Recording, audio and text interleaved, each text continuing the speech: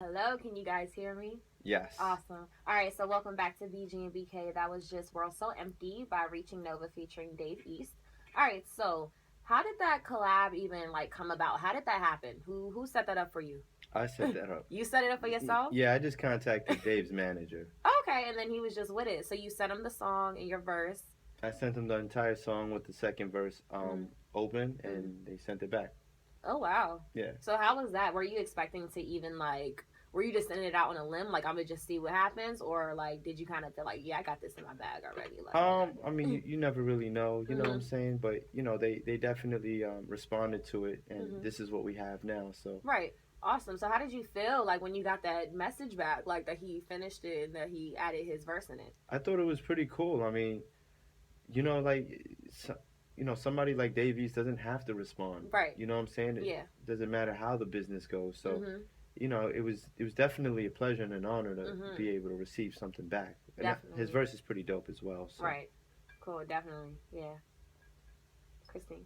So, hi. Hey, So I was wondering, the song that I'm listening to, I love it, by the way. thank you. And I want to know, what is your creative process when you, write music? Like, what were you thinking about when you wrote this song? Well, I had a broken hand when I wrote this song, so, Mm-hmm. well, no pun intended. It was the right. Right. But yeah, I was just life was tough.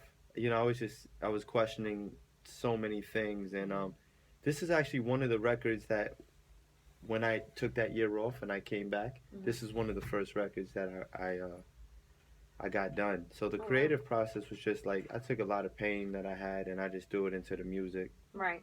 Definitely understand. So how many larger opportunities came your way since, this feature with Davies? Oh, I mean, like all these radio interviews, Right. like Right. just it being a part of the album is really Mhm. drawing a lot of people towards me right now. Right, So it's right. pretty cool. So Davies was part of what freshman was it freshman 15?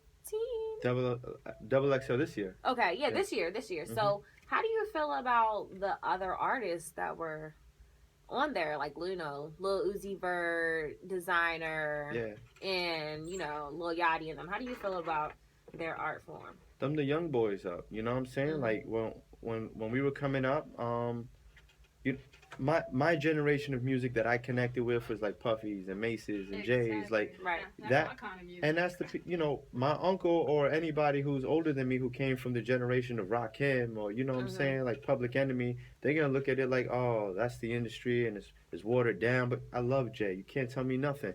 So, and I'm sure people feel the same about Designer. I personally enjoy Timmy Turner. When I first heard them play, I heard DJ Camilo play Panda on the radio, Mhm. and I looked over to the person who was driving the car. I was on my way to the studio. I said, "This song's gonna be a hit. Watch." And look, that Right. was before it was like heavy. It was before the summer even really hit. Mhm. Kanye didn't sign him yet. I just knew. You just know. It makes you bounce. It makes you feel the way. Right. That's pretty much what you get. You're getting that vibe kind of energy kind of music with these cats. So Right. I dig it. That's the same vibe they said about 2 Chainz. They said that he wasn't gonna make it. Look at him now. I mean, yo, 2 so Chainz much is a hustle. smart guy. He is. He will be getting it messed up just thinking that, what I'm saying, he don't got it together, but he's a very smart guy. So on your music page, the Nova Concept, Mhm. I did my homework, yes. Hey. You said that your album is a mix of original style rap music and new wave hip hop. Yeah. So explain to me, like in your words, what are the distinctions between them? Like what is new wave hip hop and then what is the original style hip hop? For me, new wave hip hop is like exactly like we were talking about, Mhm. your little Uzi verse and your designers, and it's more or less like that wave of just sounds and things sonically connecting with you, and you like it because it sounds good. Mm-hmm. But I like to think that I also implemented, original style rap lyricism because Right. that's what I was raised on. So as an artist, that's like something that's just instilled in me. That's something I've worked on for a very long time. Mm-hmm. So where do you think this like new wave sound, like who started this new wave sound? I always say Migos, but then people say I'm wrong. So what do you think? Who do you think started this new wave? Man, it's so hard to say who started it. I don't Mhm. know if I can give it to Migos because I would give it to Future first. For Future real? first? I feel like I would give it to 2 Chainz first. I mean, Huh. when Future came out with the Tony Montana record so many years ago, before he really I do blew remember up, that song. it was like, of course you had T-Pain, but T-Pain had already at that point moved on to other things, and music didn't seem to be his area of priority at that time. So somebody like Future done came in two step, and from there he really, trap music. He really started developing this thing, this sound, this brand behind everything he was touching, and I mean that I feel like look where it blew up to now. Right. So Christine, why do you think 2 Chainz though? Cause I feel, I don't know, when I first heard this kind of like beat, boom boom kind of sound like, and I'm listening to it like, yo, what is this? But it was like so creative, like you vibe with it, you know what I mean? And I felt like 2 Chainz, to me, I felt like was the first one that like I heard on the radio that was kind of similar, and then I heard Migos, and then you have Designer, and now Yachty, and it's just like it just move on. Right. Yeah. So do you think any artists, for both of you guys, do you think any artists now, like 2016 artists, still stick to like the old style of hip hop, or do you think that's like gone out the window? Only Jay-Z, I would say, who's still like keeping the old vibe. But I mean, he's. I mean, I would kind of expect him to though. Yeah. You know what I mean? I'm talking. I'm speaking of like kind of new-ish. Yeah, artists. I mean, I think that the industry and with the internet, everything is just kind of blown up and spawned into so many different directions. Right. I think that lyricism still is very strong and very powerful. There's definitely a market for it, but right now in mainstream radio, it's kind of moved away from that. I think lyricism had its shine, and you can only say the same thing a million different times before people want to start hearing something new, even if you have to finesse it into a more sonically sounding kind of song. But yeah, I think right now things are just sonically sound, but content's always going to be king. Doesn't matter what kind of music you're doing. Right. Agreed. So the recent statements, have you heard the recent statements by like Lil Wayne and Kanye and how the type of vibe that they're on now? Talk to me about it. Okay, so we'll start with Lil Wayne. So recently Lil Wayne had an interview. You didn't hear about this? The Black Lives Matter doesn't exist thing. So how do you feel? I want to get your take about what he said, and I want to know if you agree or disagree. Yeah, with everything that he's saying. I think from his point of view, everything he said was true to him. I mean, when you're sitting in millions of dollars, you're not really experiencing what the people on the bottom of the barrel, like ourselves, are really experiencing.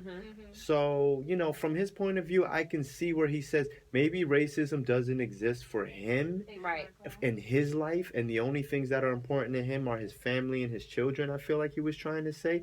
Everything outside of that is just noise for him. And he was basically saying, like, don't include me in this because I'm black. I'm trying to tell you my experience behind this, and if you want to make it seem like I'm kind of going crazy, whatever, and I just feel like that's the same thing with Kanye. These people are giving you their point of views. We're not going to really understand what Kanye's saying when Kanye's saying what Kanye's saying because he's talking about things that he experiences. Right. And Kanye is also, I would think he's a wealthy man. I don't really know, but he's taking his career to heights that are unseen for many people. So we're going to call him crazy because we don't understand it, and that's what we do to things we don't understand. We call it crazy. We have to label everything. So those are my thoughts on it. I don't necessarily disagree with any of them. I mean, for a fact, racism exists. That is a thing. You know what I'm saying? I'm not blind to that. But, I've never experienced racism, but I'm not going to say racism doesn't exist. It's just, it's not something I would talk on because I don't know much about it, but yes, it for sure exists 110%. Okay. Christine, did you see the thing about what Kanye said? See, I didn't really see, I just heard him say that he said he would vote for Trump, which is why I'm like, I can't say, everyone was kind of like bashing him for saying that, but I can't find myself to completely disregard someone just because they have different views of me. So, but did you hear what Kanye said? Do you know more about it than No, not really. Not I heard what Kanye said. What did he say? He's basically saying that he would vote for Trump if he would have voted. That's exactly what he said. If he would have voted, he would have voted for Trump. Right. I don't know. I felt like when I was looking about it, looking up on it on Twitter, people made it seem way more like he completely, I don't know. They made it seem like a whole big deal, but I kind of just want people to get out the idea of just like, calling things wrong just because they don't agree. Nobody respects anybody's opinion. Right, and I hate that. I hate that nowadays. It's like you can't even, if you let you disagree about what the majority thinks, then you're automatically looked at as like, oh, something's wrong with you, or you're a hater. Yeah. Or something like that. It was like that when we were in school, though. Like, remember Right. back in 4th grade, if you wasn't like making fun of the other people with the people that were making fun of the other people, then you know they were gonna probably make fun of you right, too. then you turn into that person. So it's just like whatever. Right, definitely.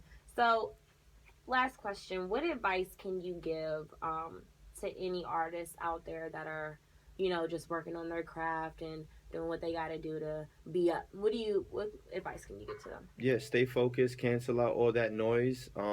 Stack your paper. If you can, stay single. If you're not gonna stay single, get in a relationship with somebody who's gonna truly support you and not be an obstacle or a barrier to what you're doing. Definitely. And that's really it. That's the best advice I can give. Consistently get better. Learn the roots of whatever it is you're doing. Understand the history behind that, and I think you'll be well on your way. You know. If you cancel out all the noise, you can't really have too much influence, so people can't really be like, you sound like X, Y, and Z. Or, you know, you're not going to be prone to do a song that's on the radio right now, like just redo it into your own kind of thing. So, yeah, man, just cancel out all the noise and you know, keep things tight. Awesome. Christine, do you have any last questions? How did you start it out? Like, did you just pick up a pen and say, yo, I'm going to be a rapper? Like, how did you start out? Because everybody has a dream. And they really want to know, like, what's the steps to actually doing what you want to love as an artist? Well, when I was younger, between the age of 8 and 12, I was doing poetry. I was also playing piano when I was about 9 to 10. And then after that, as an adolescent, my peer group was mostly hip-hop heads and rappers. So I didn't rap until 2013, but I'm sorry, I'm lying, 2003. But yeah, that's pretty much it. It was something that was very progressive. As a child, I wasn't like, I want to be a rapper. Like, that wasn't my thing. It wasn't until I started seeing how people were actually receiving what I was saying that I was like, yo, you know what? It's good for the people. They like it. And it's good for me because I'm not an athlete. I'm good at rap. Right. So that's what I do. You also said, what caught my eye when you said, oh, stay single. Why did you suggest that people who's an artist, a rapper, to But he did say or. He said or get with somebody that if you with them, then they're actually going to support like, you. did something happen to you? No. Like, you know, when you're in a relationship, it's a huge compromise. And I don't think people you know, I don't think people treat it like that. I think people... a lot of people, when they get in relationships, it's about what can I get out of this? And you know, when you're doing something like this, right now I have 3 radio interviews and then I have a listening party to go to after this. I don't really have time for somebody, you know? She might want to do dinner. She might want to do things. And I don't really want to sit here and say, yo, no, maybe Saturday. So right now you can't enjoy yourself. Like, this is the life I chose. This is the path I chose. And, you know, if you can find a female who's willing to be a part of that life with you and you guys can be on that same frequency, dope. If not, it's really going to be a distraction and it's going to cause problems and it's not going to be nothing that's going to last long term. So don't even jump into it. But do you, like, you know how people say, like, the whole stereotype on rappers that they get mad girls? Yeah. Is that accurate? That's anybody who's successful. There's plenty of billionaires out here that don't rap that get nothing but females because they make successful businesses. So. Okay. Understood. All right. So the last song I'm going to play is I Remember. Okay. That's by you as well. So I just want you to just give everyone all of your social media things, everything that you think they should know, how to listen to your music. And wait, listening party. Yeah. You're having a listening party tonight? Not mine. It's it's a friend's listening party? Well, no, it's freshers. Okay. Yeah. Okay, cool. So so just go ahead and give out all your social media and... Yeah, all social media handle is ReachingNOVA, ReachingNOVA, no space in between. You can Google that, or, you know, you can just go on social media and type that in, or you can just go to my website, thenovaconcept.com, TheNovaconcept.com, and that's it. My album can be found on Tidal, Spotify, Apple Music, any commercial streaming platform, and just it's not on SoundCloud. Not on SoundCloud. No. Okay. All right, everyone. So this is I Remember by ReachingNOVA. Thank you guys for listening to BG and BK here at Brooklyn College's My WBCR studio. We will see you next Tuesday. Thanks for having me. Of course. Cool. Awesome. Good. And you have another one with the other girl that was in there, right? Yeah. Cool. That's... So you got to be here all